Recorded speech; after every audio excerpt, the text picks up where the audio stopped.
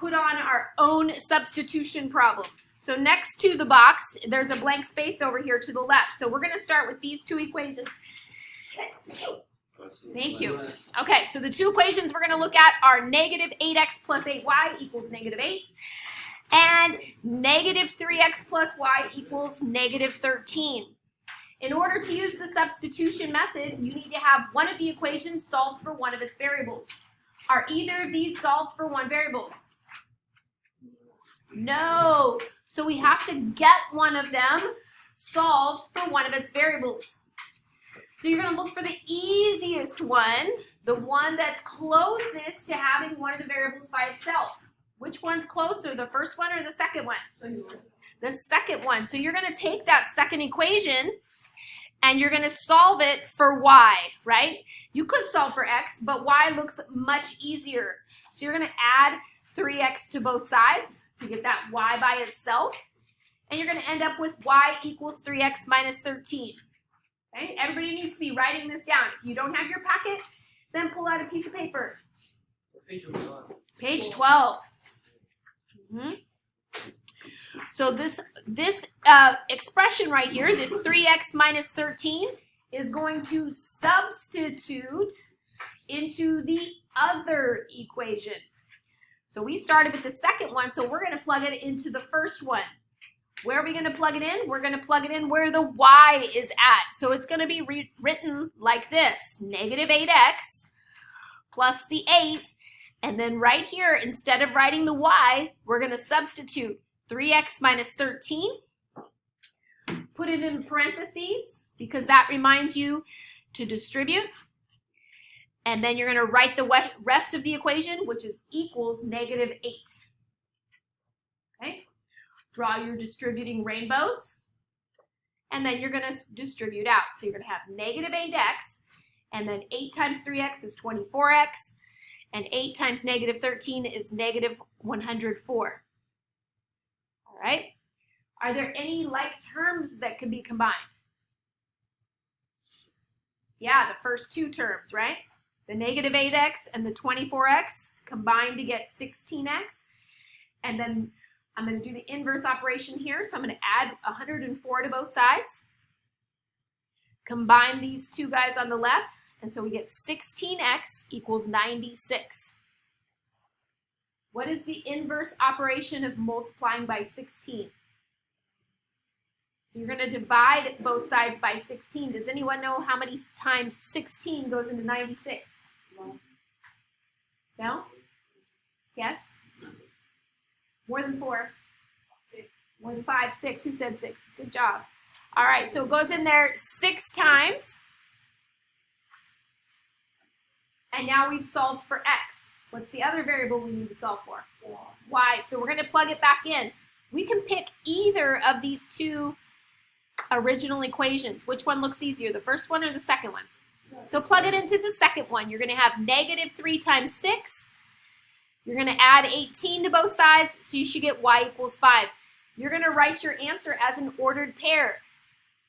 The x value comes first, 6, and the y value comes second, 5. So it's alphabetical. All right? Because I'm just pointing that out because you might actually solve for y first in some cases. Okay, so just go alphabetically. All right, go ahead and turn over to page 13. I'm going to move this up in case you're still writing. All right, today's lesson is 6.2.2. It's called Solving Systems of Equations by Using Substitution. And so we're going to answer the question, how can I solve this system? So we've talked about the equal values method. And today we're going to talk about substitution. There are a couple other methods that you can use to solve systems. Does anybody know the name of one of the other methods? Has anybody heard of elimination? Or the addition-subtraction method? A couple people. How about graphing? So you can graph two equations, two lines, and then they're going to intersect somewhere. Okay? So there's several ways of solving. So today we're focusing on substitution. A new method is called the substitution method. You can help can help you solve systems of equations. This method is outlined below. So we're going to take the equation y equals negative x minus 7. Then if y equals negative x minus 7, then does negative x minus 7 equal y? Are those two, they're asking if these two are equivalent. Look at them carefully, yes or no? So what have they done? You see the negative x minus 7 right there? See the negative x minus 7 right there? Okay. How about the y right here and the y right here? So are they equivalent? Yes, they are equivalent. The quantities are equal to each other. Okay, they're just flipped around. They just swapped the left side and the right side. If all you do is swap the left and the right, you keep all the signs and everything the same, they're equivalent. Okay? Part B says, since you know that y equals negative x minus 7, can you replace the y in this second equation with negative x minus 7 from the top equation, why or why not? And the answer is yes, because they are equal. You can take that negative x minus 7 and substitute it in here for the y, just like we did on that last on the problem we did on page 12. Okay? Question C. Once you replace the y in the second equation with negative x minus 7, you have an equation with only one variable as shown below. This is called substitution. Because you are substituting for or replacing with an expression that is equals. Solve this new equation for x and then use that result to find y in either of the original equations. So here we go. We're going to substitute the negative x minus 7 in there. And then we're going to use the distributive property. So we're going to go 5 times negative x, which is negative 5x. 5 times negative 7, which is negative 35. And then write the rest of the equation. Okay? Look for your like terms. We've got like terms here and here, right? And we want to move this 35 over to the other side, so we add it to both sides. When you combine the negative 5x and the 3x, you get negative 2x. So negative 2x is equal to positive 22. What's the inverse operation of multiplying by negative 2? Yeah, you want to divide both sides by negative 2. What's 22 divided by negative 2? I got negative 11. Okay? That's my x value. Now I need to find my y value. So I'm going to take that negative 11 and plug it back into either of these two equations. The first one's way easier. So pick the easier one. Why should you pick the easier one? It's faster and you're less likely to make a mistake. You're less likely to make an error. Okay? So negative times, or the opposite of negative 11 minus 7, that makes that positive. So 11 minus 7 is 4. All right? Question 57 says, Bharat and Ingrid leave their building at the same time on their bikes and travel in opposite directions. If Bharat's speed is 12 kilometers per hour and Ingrid's speed is 14 kilometers per hour, how long will it take until they are 78 kilometers apart? So part A says, if Bharat rides a distance of b kilometers, write an expression to represent how far Ingrid rides. So total, they should be 78 apart. But if one of them rides b, to get the other person, you're going to go 78 minus b. So if that person rode 10, you'd go 78 minus 10, then you'd know they went 68. Okay? Part B, write two equations, then solve your system using the substitution method. So here are the two equations. This person went at a rate of 12 kilometers per hour. And then you take the whatever the difference is and set it equal to the other person's rate, which is 14 kilometers per hour. Okay? Once you have your two equations, You see if one of them solved for one of its variables. Is one of them solved for one of its variables? Do we have a variable by itself? Yes, we do. That first one, right? The b is already solved for 12t. That makes our substitution really easy. We're going to take that 12t and plug it in right here where this b is at. So we're going to have 78 minus the 12t equals the 14t. So the inverse operation, we just add 12t to both sides.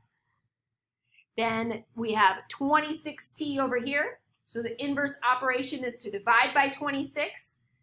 Anybody know how many times 26 goes into 78?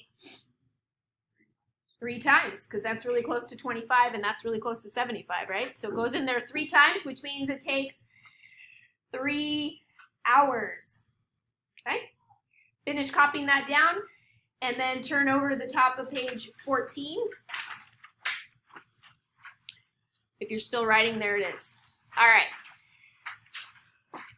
Question 58. When May, M-E-I, May, me, my, anybody know how to say that name? May? Think it's May? May. When May solved the system of equations below, she got the solution x equals 1, y equals 6. So without solving the system yourself, can you tell whether the solution is correct? They're not asking us to solve it. They're just asking us, is it correct? The answer is no, she's not correct. How do we know? If you plug in those numbers into both equations, they need to be equal to whatever's on the other side. So 4 times x, which is 1, is 4. And 3 times 6, which is 18. So 4 plus 18 is 22. That seems to work. But what about the other equation? 1 minus 2 times 6 is 12. What's 1 minus 12? Negative 11. Is negative 11 equal to 0? No. So you say, no, she's not correct. Because negative 11 does not equal 0. Okay? So here's how we checked it. First, we plugged it into the first equation. It works out just fine. But it has to work for both equations. So on the second equation, we got 2 times 6, which is 12. 1 minus 12 is negative 11. So no, it does not work.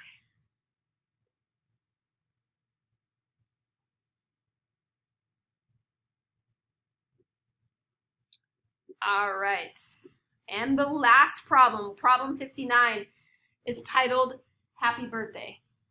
Oh, somebody has a birthday. It says, you have decided to give your best friend a bag of red and green marbles for his birthday. Your friend likes green marbles better than the red ones. So the bag has twice as many green marbles as red. How do you say twice as many of something? 2 times 2, 2x, or in this case, if it's colors, you're going to use the G or the R, okay? The label on the bag says it contains a total of 84 marbles, okay? How many green marbles are in the bag? Write a system of equations for this problem. Then solve the problem using any method you like. Be sure to check your solution. All right, so we're going to use G and R. G is for green, R is for red.